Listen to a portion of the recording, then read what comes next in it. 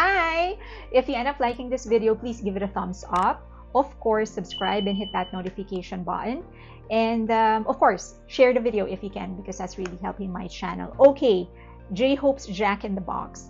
A lot of you actually have called me out on why I have never done a review of the album or a critical analysis. And the only reason is that I felt, and actually he confirmed, that this was more an experiment for him so that he can see who he is as an artist, for as a part of his discovery on his creative potential and creative boundaries.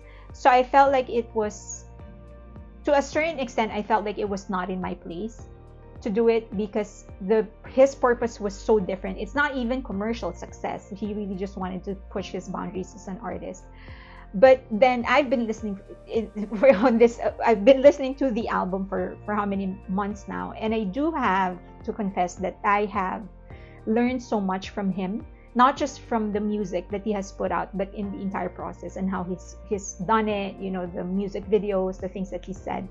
And so I guess I'm going to do it from that point of view. The things that I've learned from J-Hope, from Jack, through the process of creating this album. J-Hope created a sonic dimension. It's not news that J-Hope has the ability to play with and manipulate sound. That's what makes him a great songwriter, rapper, and dancer. But it is news to me that he was able to create some sort of a sonic dimension. He put together different sounds, different types of instruments, different beats to create a new space. It seems like another planet that formed through some type of sonic Big Bang. From Pandora's Box to Music Box to more to Arson, you can actually hear how he filled each nanosecond with so much sound and beats that it became so whole, so tangible, and so solid in my mind. It literally felt like it was a different universe or a different world or a different planet or a different dimension. By the end of the album, I was fully transported in this dimension he created through sound.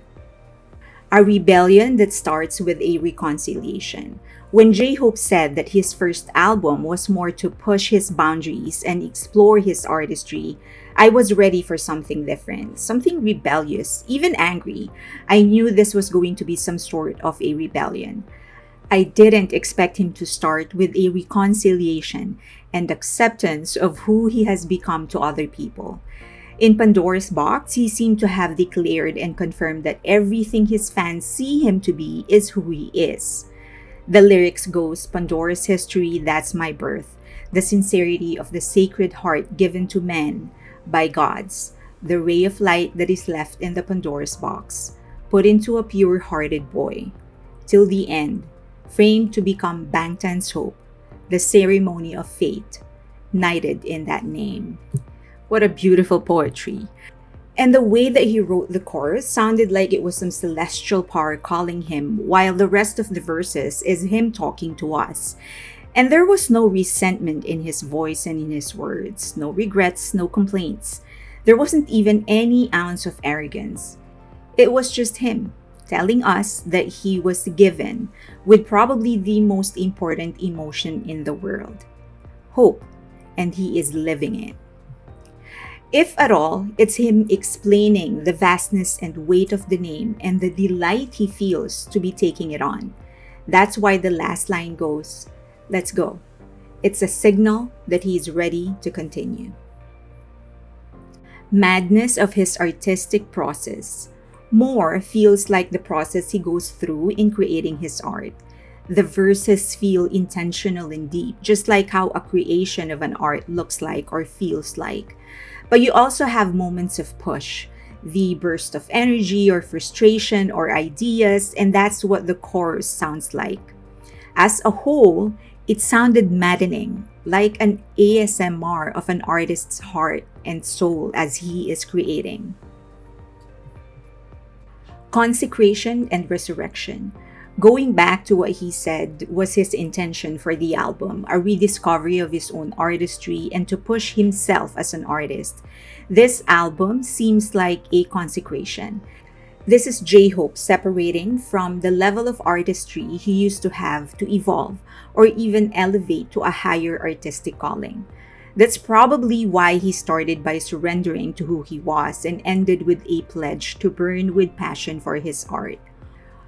All the trinkets of sound and beat add to this feel, this tone, like an artistic and personal ritual so he can finally cross that line. And that's probably why he decided to do Lollapalooza, a baptism of fire of sorts, but not necessarily towards a new journey, but towards a new J-Hope artistically. Social consciousness grounded on personal reflection. Stop and equal sign feel like a twin. Both are socially conscious but different in approach. Stop seems like a plea to other people by making them realize we are all good by nature and that their goodness or their decision to decide against it actually affects others. It's him telling people we are relying on each other and that one bad decision could result in a million different things going wrong. Equal sign is a declaration that we are all equal. What I feel is the twist is that equal sign, well, at least to me, ended up being the most commercially sounding song in the album, when it's actually the most socially confrontational one in terms of subject. True to being J-Hope, he doesn't believe there is anyone that's naturally a bad person. He believes that we are all good by nature. But how about you? Do you think people are naturally good? Let me know what you think in the comment section. Heavy and delicate. In beats, instruments, and lyrics, J-Hope almost always used the combination of heavy and delicate tones.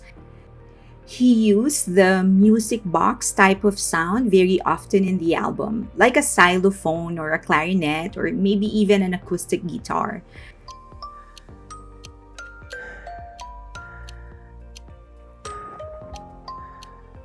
You can hear it in Pandora's Box, Equal Sign, and of course Music Box and others.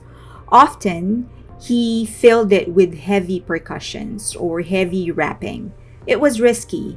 It could sound half-assed or totally sucked, but it's J-Hope we're talking about.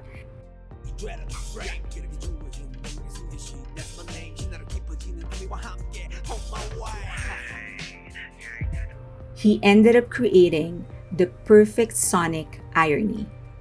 How important is reward? What If is the one song I avoid listening to, not because it's awful, but because it seriously scares me to allow my brain to go to that direction. It poses a simple, but an important and frightening question. What if there is no reward for doing good? Will you still do the right thing? What if there is no consequence to doing bad? Will you still avoid doing bad? What if you can never be loved back? Will you still love? What if you have no chance of being successful or rewarded? Will you continue to do good work? For those of you who believe in God, what if God doesn't promise salvation or heaven? Will you still serve and worship Him? Sonic revelry. Everything is in safety zone. Everything he thought of putting, he put it there in instruments and in lyrics. But what made it odd is that he used the same beat throughout the song.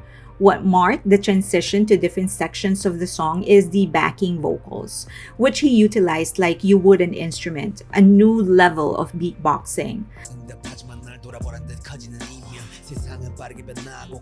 I have never heard this from him before, not even from his group BTS. The plunge to the unknown. Future is the start of an exciting adventure. After he makes peace with who he is, after declaring he is actually ready to march on to the future, he admits the future he is marching into isn't within his control, at least not totally.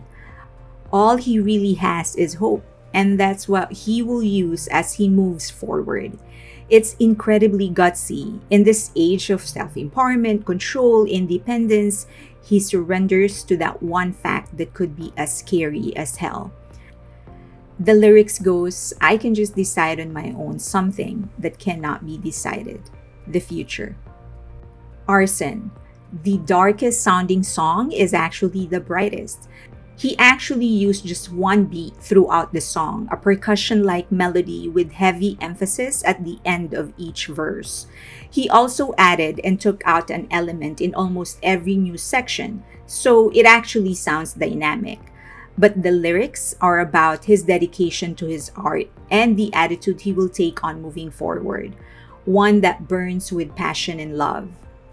Arson is actually an act of destruction, but he flipped it and connected it to creation.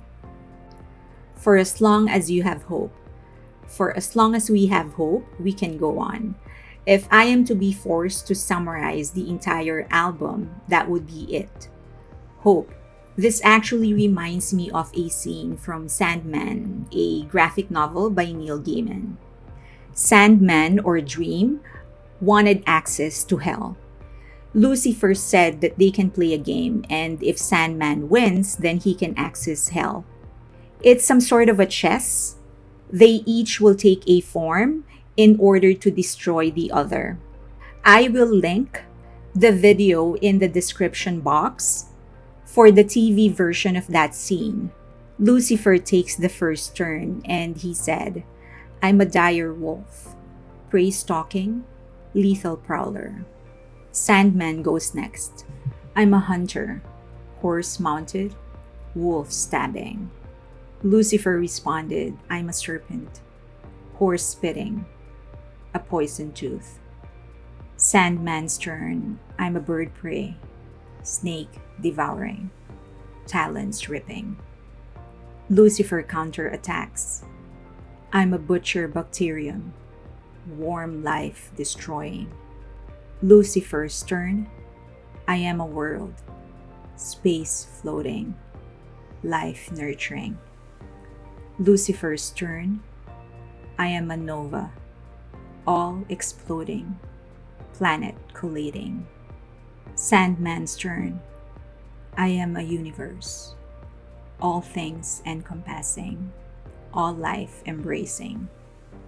Lucifer thinks before saying, I am anti-life, beast of judgment, the dark at the end of everything. What will you be then, Sandman? There are no more moves. What can survive the anti-life? Lucifer responds, I am hope. This entire scene in Sandman, for me, visualizes what the album is trying to say. People can try and destroy everything around us, they can try and destroy us. But for as long as we have hope, they can never end us. Okay, that was a lot. I would love to hear your thoughts, so please leave them in the comment section below. Reactions, clarifications. I would love to know just whatever it is that you feel about the album. Please, you can always say what you want to say, but please do it in a very respectful way. You can also get in touch with me in any of the social media links that you see on your screen right now. And please don't forget to like, subscribe, and hit that notification button. Especially, please do not forget to share the video. Thank you. I appreciate you guys.